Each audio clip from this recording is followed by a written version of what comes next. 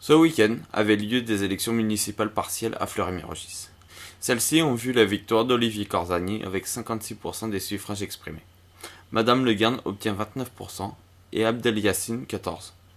Cette ville a la vie politique tumultueuse après les démissions de M. David Derouet et de Mme Aline Cabeza l'année dernière.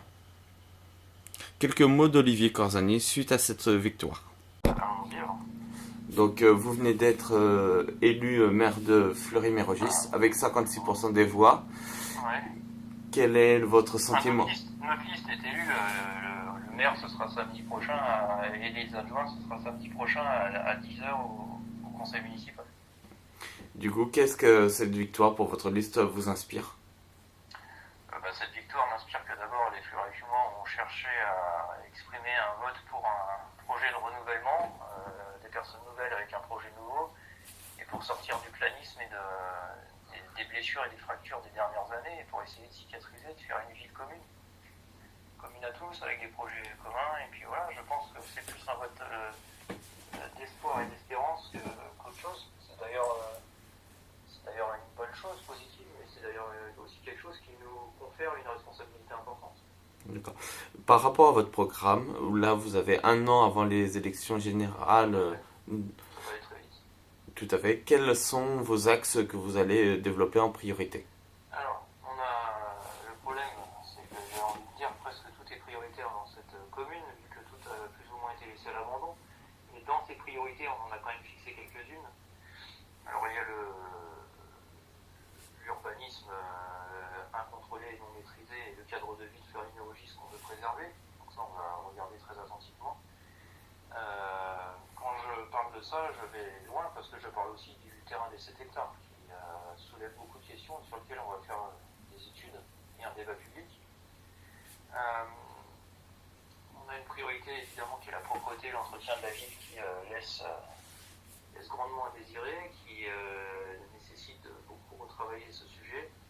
La santé avec le départ des médecins qui est un sujet évidemment urgentissime pour les Fleury-Fumois. Donc il va falloir qu'on voit avec ces médecins, qu'on entre en contact très vite avec eux, soit pour les dissuader de partir, soit pour faire en sorte de trouver des médecins qui les remplacent de façon rapide. Parce que les Fleury-Fumois ne peuvent pas rester sans médecin.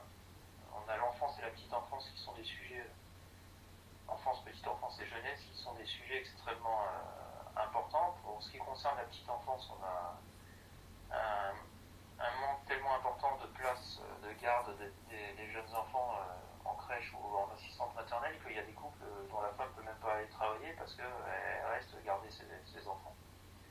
Donc ça, c'est un sujet qu'il va falloir aborder frontalement. Et pour ce qui est de l'enfance, les enfants de 6 à 12 ans sont mal accueillis dans les structures de la ville, que ce soit principalement les écoles, puisqu'elles sont sous-dimensionnées, que ça a été fait plus ou moins à la va-vite et que du coup certains n'ont même pas accès à des toilettes en nombre suffisant et du coup sont amenés à se faire pipi dessus. Donc il y a l'accueil des enfants qui est à travailler et puis la sécurisation de la route, parce que certains traversent la route, la grande route départementale de façon plus que dangereuse. Je m'étonne qu'il n'y ait pas plus d'accidents d'ailleurs.